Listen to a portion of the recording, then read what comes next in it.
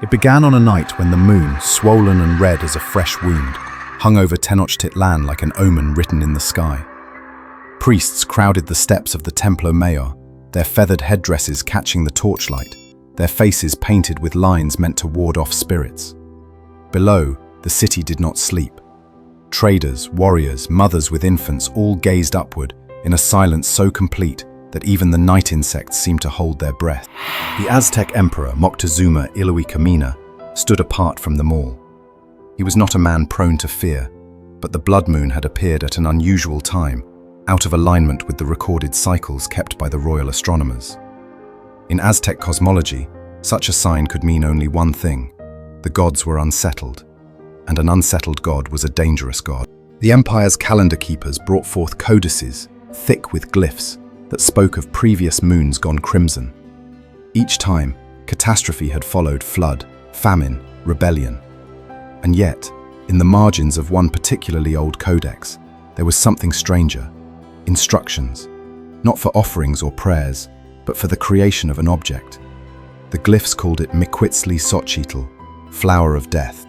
The design was unlike anything the empire used in war or ceremony. A disc of obsidian the width of a man's shoulders, inlaid with channels to hold liquid, set into a frame of carved cedar. Around the edges, tiny cavities for shells, bone flutes and stones aligned to echo sound. In the center, a cavity shaped to receive what the priests called Chalchiuhatl, precious water. But everyone in Tenochtitlan knew that meant blood. The codex claimed the device could call the shadows to listen. That phrase would have been dismissed as metaphor if not for the accompanying warning. To use without the moon's full face in blood is to open the gate without closing it. It was the closest thing the Aztec world had to a patent note, except this one promised disaster, not profit. Moctezuma, troubled and curious, ordered the high priests to interpret the instructions fully. They worked in the calm light of dawn, tracing the diagrams with powdered obsidian on fresh maguey paper. The consensus was startling. The object was not meant to please the gods, but to command them or something older than the gods, something that had been present before the fifth sun. Still, power was power, and in the age of empires, no ruler could afford to ignore an invention that might tip the balance. The empire had enemies: the Tarascan to the west, the rebellious towns in the valley, even the restless vassal states that paid tribute in cocoa and copper. If the Miquiztli Xochitl could intimidate them, so much the better. A decision was made in a council chamber smelling faintly of copal incense and human sweat. The device would be built, but not in the open. The work would be hidden within the upper sanctum of the Templo Mayor, behind walls that only a select few could pass. The artisans chosen were not ordinary craftsmen. Each was selected for his skill, secrecy, and lack of family ties, men who could disappear without rippling the city's social surface. They were brought before the emperor, sworn by blood oath, and led into the sanctum. There they saw the first sketches transferred onto thin deer hide. The diagrams were mesmerizing, interlocking spirals and straight lines, each annotated with symbols for sound, light, and liquid flow. One of the elder priests, Tlilpotonqui, spoke to them in a voice like dry leaves. "This is not an offering bowl. It is not a war drum. It is the ear of the dark." That night, outside the sanctum, the streets buzzed with speculation. No one knew what the priests were making, but the tension was tangible. People left extra offerings at roadside shrines. Mothers whispered prayers over their children's foreheads. And above it all, the blood moon lingered, casting its light over canals and causeways until dawn. Those who stayed awake swore they saw shadows moving across the rooftops, not with the wind, but against it. Within the temple, the first obsidian was cut, the first cedar carved. The Miquiztli Xochitl was no longer just an idea in an old codex. It had begun to take shape, an invention born not from curiosity, but from fear. By the second month, the air in the sanctum smelled of stone dust and resin. The artisans worked in near darkness, guided by the faint flicker of oil lamps. Tlilpotonqui oversaw every step, his eyes catching the light like obsidian blades. The obsidian disc was the heart of it, quarried from the volcanic slopes near Itzlacozahuacan. Each piece was polished until it could reflect a candle flame perfectly, then fused with a paste of ground jade and river silt. The disc alone took weeks, not because the stone was fragile, but because every scratch, every ripple in its surface, could warp the alignment of what it was meant to channel. Next came the cedar frame carved from a tree felled under a moonless sky in silence. No birds were allowed to witness the act. The priests believed the song of any living thing would contaminate the wood's ear. The artisans hollowed channels through it, each groove angled to carry sound inward, not outward. They inlaid these with narrow ribbons of hammered gold, claiming gold was sunlight that obeys. The shells were the strangest part. Not common conch or trumpet shells, but a type of spiral mollusk found only along the Pacific coast, whose sound under breath could mimic the cry of a jaguar cub. These were placed at precise intervals, creating what the Codex called a ring of mouths. When air moved through them, the sound was eerie, half animal, half wind, an unsettling noise that seemed to linger longer than it should. As the structure took form, Tlilpatonqui began testing it not with blood, not yet, but with other liquids. Water from Lake Texcoco, honey, even pulque. Each flowed through the obsidian channels, pooling in the central cavity before draining into a sealed chamber below. Every test left the liquid tasting metallic, as if the stone itself was feeding something unseen. On the 21st night of work, a mason named Chimalpopoca broke the silence to ask why they hadn't tested with Chalchiuhuatl the true, precious water. Tlilpatonqui gave him a long, unreadable look, then said, "Because once we begin that, it will not be content to stop." But secrecy and restraint are fragile things. It happened during the first full trial of the sound system. The shells, bone flutes, and resonant stones were arranged in perfect symmetry. Tlilpatonqui instructed the artisans to play in sequence, each note designed to vibrate against the obsidian disc. The sound deepened, thickening the air until breathing felt like swallowing smoke. Then, without warning, Chimalpopoca pricked his palm with an obsidian shard and let a drop of blood fall onto the center. The reaction was immediate. The drop spread too quickly, crawling through the carved grooves as if pulled. The shell ring moaned on its own. Shadows along the wall began to twist, not like figures, but like the shapes you see when you close your eyes after staring at the sun too long, shifting, curling, forming something that almost resembled a face. Every lamp in the sanctum went out. When they flared back to life, Chimalpopoca was gone. His tools lay neatly where he'd been standing. The cedar frame was warm to the touch, and in the central cavity, the single drop of blood was gone. Tlilpatonqui ordered the others to say nothing, but the disappearance spread through the temple like a low fever. Artisans began leaving before dusk, murmuring prayers under their breath. Some swore they heard footsteps in the hall when they were alone. Others found the air suddenly cold near the device, as if someone had opened a doorway to the night itself. Tlilpatonqui's notes from this period grew erratic. He described tests involving small animals, lizards, songbirds whose blood seemed to make the shadows more defined, more mobile. He recorded an incident where the shells emitted sound without being played, a sound low enough to make one's teeth ache. He did not explain why he continued. The final stage of the construction was the infusion. The obsidian, cedar, gold, and shell were bound together with a lacquer made from crushed insects and volcanic ash. The lacquer hardened into a black sheen that seemed to drink the torchlight. When it was done, the Miquiztli Xochitl sat like a silent predator in the center of the sanctum, waiting for the night when the blood moon would return. And it would return soon. The blood moon hung over Tenochtitlan like a single, unblinking eye. Crowds packed the causeways, terraces, and temple steps, drawn by the proclamation that the emperor himself would preside over a ceremony of renewal. None beyond the inner circle knew that the Miquiztli Xochitl waited in the sanctum, its obsidian face polished to a black mirror, its shell ring primed to catch the breath of the city. Tlilpatonqui and his chosen priests moved with a rehearsed precision. The device was carried from its hiding place on a litter draped in jaguar pelts, the gold inlay catching every flicker of torchlight.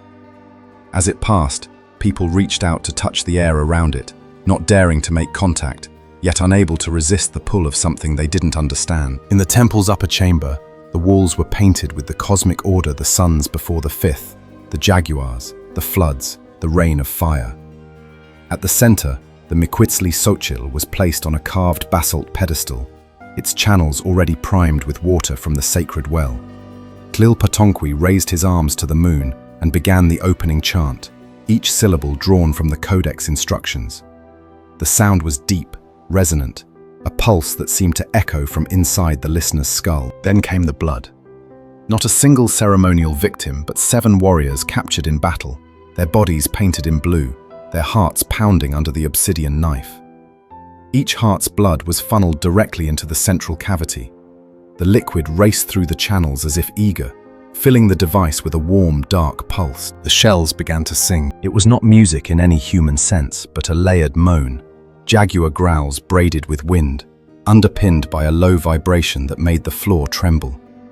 Outside, the crowds fell silent, tilting their heads as if listening for a word in a language they'd forgotten. Then the shadows came. They emerged first along the edges of the sanctum, thin, wavering strips that did not match the positions of the torches. They slid across the floor, climbed the walls, bending toward the device. Some swore they saw hands in them. Others thought they saw faces, open-mouthed, eyes wide. A cold swept the chamber, so sharp that frost rimmed the edges of the gold inlay. One of the junior priests stumbled backward, clutching his chest. His lips moved, but no sound came. Tlilpotonkwi's chant grew louder, as though competing with something we could not hear. Below, in the city, animals went wild. Dogs barked until their throats tore. Birds burst from their cages in clouds of panic. Fishermen on the lake dropped their nets and fled, swearing the water had begun to boil around their canoes. The 7th heart's blood struck the cavity, and the shadows surged. They no longer clung to the walls, but moved freely, crossing the chamber like predators testing their prey. The shell song rose to a shriek. In the crowd outside, people collapsed, some from terror, some from something no healer could later explain. Then, without warning, the moon vanished. Clouds had not covered it. It was simply gone, swallowed as if by an unseen mouth. Darkness fell over Tenochtitlan. Torches guttered and went out. Only the Miquiztli Xochitl glowed faintly, the lacquered surface reflecting shapes that could not be in the room. When the moon returned, whether moments or hours later, no one could agree. The device sat still, its channels dry, its shells silent. Tlilpotonkwi slumped beside it, alive but pale as bone, his eyes unfocused.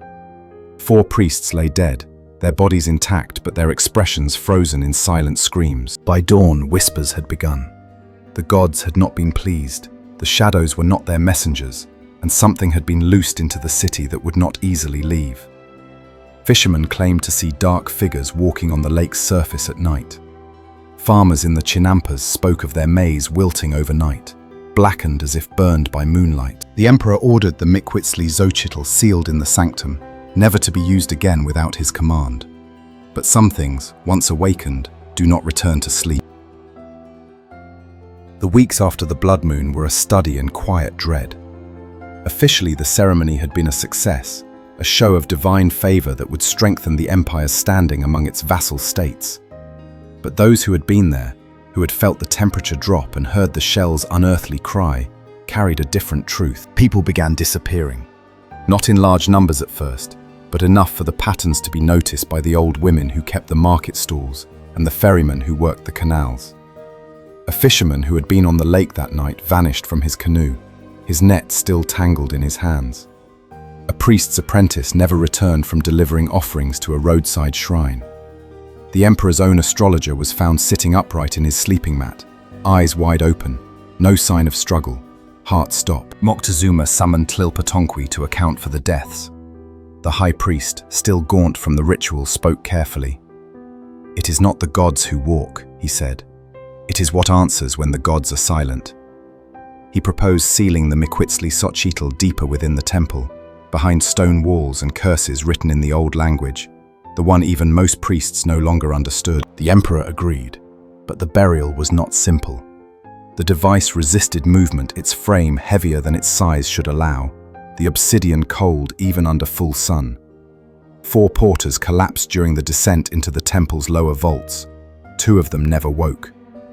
Finally, it was placed inside a chamber carved directly from the volcanic bedrock, sealed with slabs, and covered in a layer of crushed jade meant to blind any spirit bound to the object. The deaths slowed, but the city was never the same. On certain nights, when the moon turned red again, people claimed to hear the faint wail of shells from beneath the temple. Parents told their children not to wander near the Templo Mayor after dark. Merchants began closing their stalls early on eclipse nights, muttering about the listening shadows. When the Spanish arrived decades later, They tore through Tenochtitlan with steel and fire, toppling temples and burning codices. Yet even they did not find the Miquiztli Xochitl. Its chamber lay buried under rubble and ash, forgotten by all but the descendants of those who had built it. The knowledge of its construction passed into whispers, coded into songs sung only at night. In corners of the city no map recorded. Centuries later, during the draining of the lake and the excavation of the colonial city's foundations, workers claimed to uncover strange shells inlaid with gold, still resonant when blown. The artifacts vanished before reaching any museum. In the barrios, stories began to circulate again, of red moons, of sudden deaths, of shadows that stood too still. Modern historians dismiss these as superstition, but in a handful of sealed archives both in Mexico and abroad, there are diagrams inked on deer hide, showing an obsidian disc, cedar frame, and the ring of shells. The notes are in Spanish, but the warning is written in Nahuatl.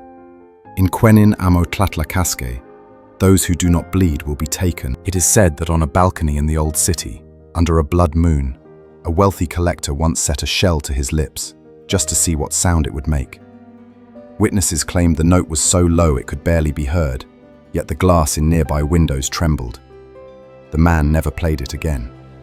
A month later, he was found dead, seated in a chair, eyes fixed toward the Templo Mayor ruins. The Miquiztli Xochitl has not been seen in its entirety for centuries, but the shells, the gold inlays, the obsidian fragments, they surface from time to time, traded quietly among those who collect dangerous curiosities. And each time, somewhere in the city, a shadow crosses a wall where no person stands. The blood moon rises every few years after all, and not every red sky needs an answer from the shadows, yet the caution lingers.